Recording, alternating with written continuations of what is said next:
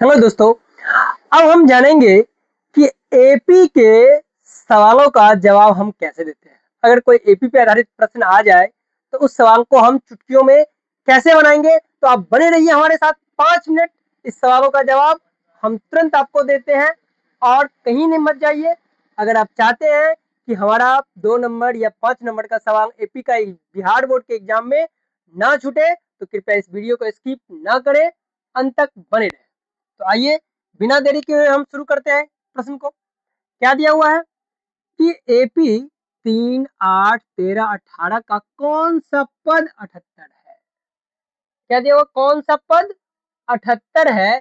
इसका मतलब क्या हो गया, इसका मतलब ये हो गया कि हमें एन का मान दे दिया है कितना, 78। कौन सा पद 78 है, 78 है, इसका मतलब हो गया कौन सा पद है, यानी कि ये जो भी पद होगा वो मेरा अंतिम पद ही होगा। तो अंतिम पद को हम क्या मानते हैं, एन मानते हैं। तो एन बराबर कितना हो गया, 78।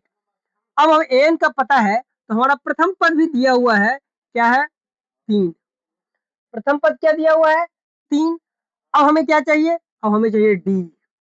क्या चाहिए, डी चाहिए। डी कहां से मिलेगा, तो हमने बताया है डी बराबर क्या होता है, A2 माइनस A1। तो A2 क्या है हमारा 8 और A1 क्या है हमारा 3।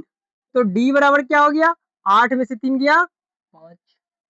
अब हमें डी पता चल गया तो कह रहा है कि कौन सा पद 78 होगा, यानी कि एन का मान हमसे पूछ रहा है। किसका मान पूछ रहा है, एन का।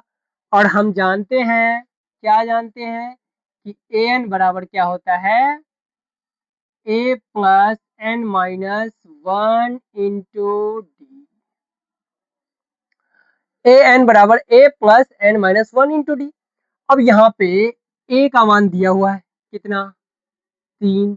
एन का मान हमें पता नहीं और डी का मान कितना है, तो डी का मान भी है 5। डी का मान कितना है, 5।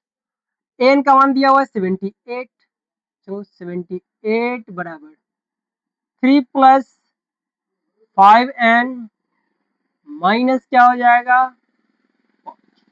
अब इसको इधर लाओ, 78 माइनस 3 बराबर क्या हो गया, 5n माइनस 5। तो कितना हो जाएगा 75। इसको इधर लाओ, माइनस क्या हो जाएगा, ये माइनस है तो इधर आएगा तो क्या हो जाएगा, प्लस 5 बराबर 5n। तो कितना हो गया 80 बराबर 5n। तो n बराबर क्या हो जाएगा, 80 बट्टे 5, 5 से आएगा तो 16। n का मान कितना आ गया, 16। यानी कि कह रहा है कि कौन सा पद 78 है, तो 16वां पद 78 होगा। यानी कि 16वां पद 78 होगा। ये हमारा क्या हो गया, आंसर। आया समझ में। अगर समझ में आ रहा है तो लाइक ठोक करके जाना, बिना लाइक किए हुए वीडियो को स्किप मत करना। दूसरा प्रश्न, दूसरा प्रश्न क्या कह रहा है, तो दूसरा प्रश्न कह रहा है कि a बराबर 7, डी बराबर 3, एन बराबर 8। तो एन का मान क्या होगा, इसमें सब कुछ दे रखा हुआ है। जब हमें सब कुछ पता है तो हमें एन मान ज्ञात करना है। तो एन बराबर हम जानते हैं ए प्लस एन माइनस 1 इंटू क्या होता है, डी। एन का मान हमें पता है, ज्ञात ही करना है। तो ए बराबर क्या दिया हुआ है, 7 प्लस एन का मान कितना, 8 माइनस 1, डी का मान कितना है, 3। तो 7 प्लस क्या हो जाएगा, 8 माइनस 1 कितना हो गया, 7 गुने 3। तो कितना हो जाएगा, 7 प्लस 21 यानी कि 28। ए एन का मान कितना हो गया, 28। हमारा ये क्या हो गया, आया समझ में। अगर आया तो हमारे चैनल को अगर आप लोग सब्सक्राइब नहीं किए हुए हैं तो सब्सक्राइब, लाइक और शेयर करना न भूलें।